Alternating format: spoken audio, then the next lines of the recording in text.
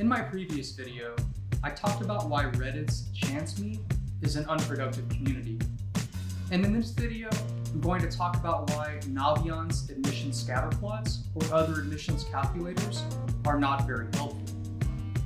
My name is Kevin Martin, and I've worked in and around college admissions for over a decade. I've helped hundreds of students and families gain admission to their dream schools while staying sane.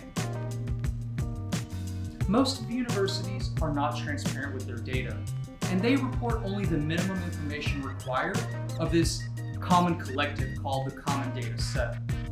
So incomplete data forces ambitious families and educators to find self-reported data online through admissions calculators like Niche, for example, or through accessing Naviance Scatterplots.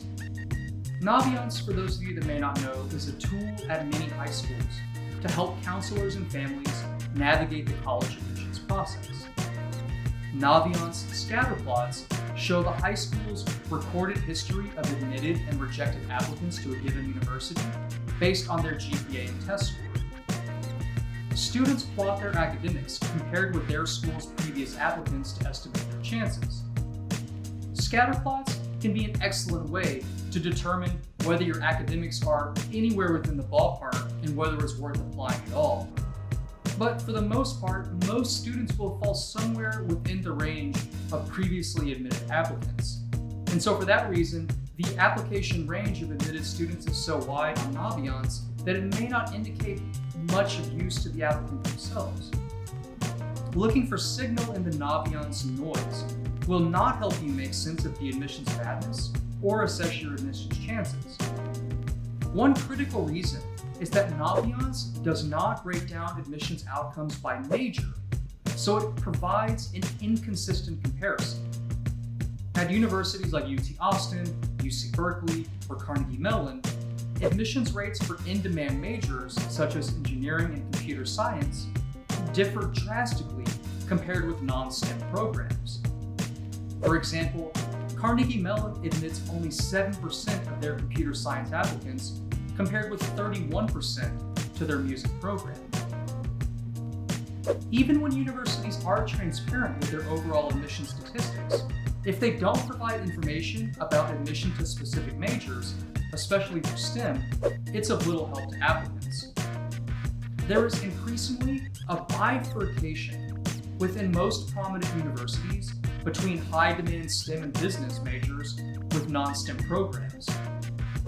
STEM or business at some universities is substantially more competitive than communications or liberal arts, and that competition isn't reflected in the overall admissions rate when you Google Princeton's admissions rate.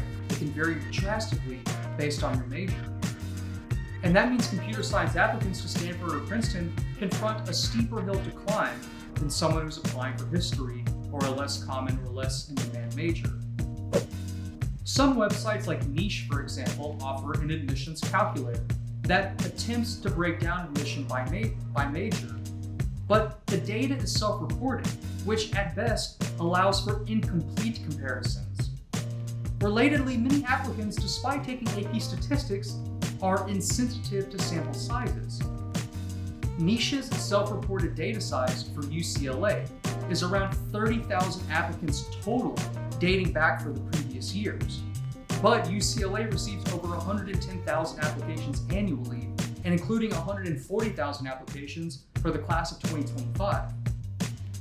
Even the largest sample sizes will only ever capture a small percentage of total outcomes. That means without a comprehensive data set, comparisons can never be accurate. Accessing complete data sets for most universities is impossible. So that means dissecting scatterplots is an exercise in utility.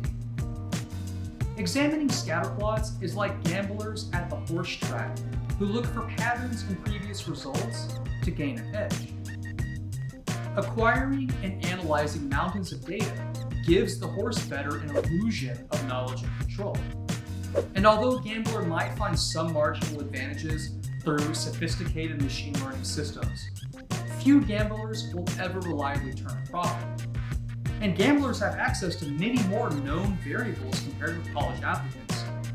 At least in horse racing, You can see the horses, the jockeys, the track conditions, and the weather.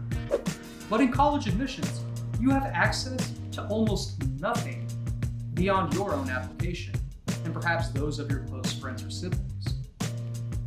And so that means communities like Reddit's ChanceMe or Naviance Scatterplots can be a good indication of which universities you maybe shouldn't apply to.